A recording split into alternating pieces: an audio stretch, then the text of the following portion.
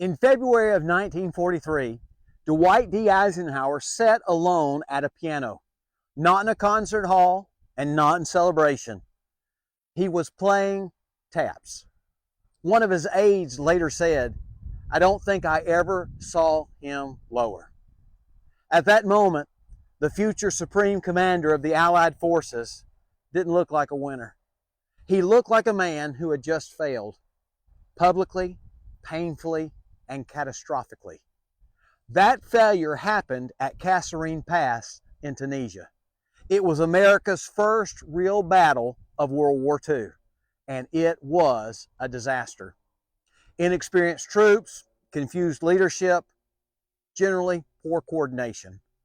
German forces under Erwin Rommel tore straight through the American lines.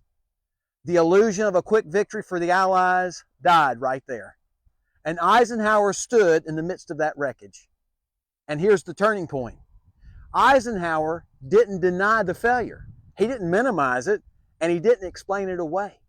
He faced it.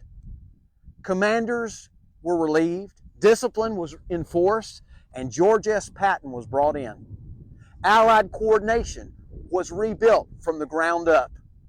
And Eisenhower would later write, "We are learning something every day, and we do not make the same mistake twice." See, failure became instruction. Humiliation became a hardening, and defeat became the design. See, modern psychology now has a name for this phenomenon. It's called post-traumatic growth. And research shows that many people who endure severe adversity report positive changes afterwards. Greater resilience, greater priorities, deeper purpose. See, the pattern's consistent. Pain, when faced honestly, becomes productive. This pattern is ancient.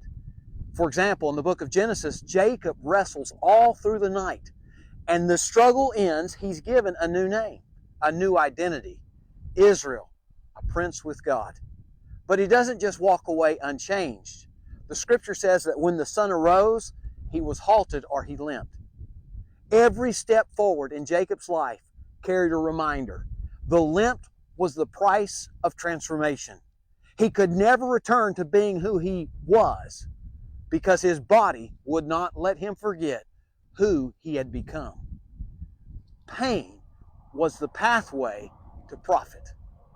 Most of us won't lose a battle in Tunisia, but we all have a moment that humbles us. A failure that exposes our weakness.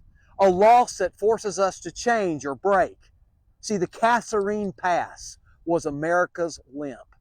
It slowed reckless confidence. It humbled leadership, and it reshaped identity. The army that stumbled in Tunisia shaped the leaders who planned D-Day and helped win the war. Strength sharpened by setback. Leadership learned through loss, and victory gained through defeat.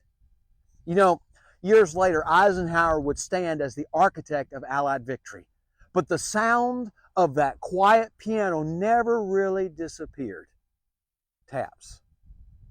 Not the sound of surrender, but the sound of something dying, so something stronger could live.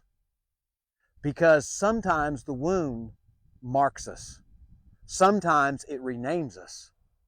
And sometimes every step forward reminds us pain is often the pathway to profit. And the limp is what teaches us how to lead.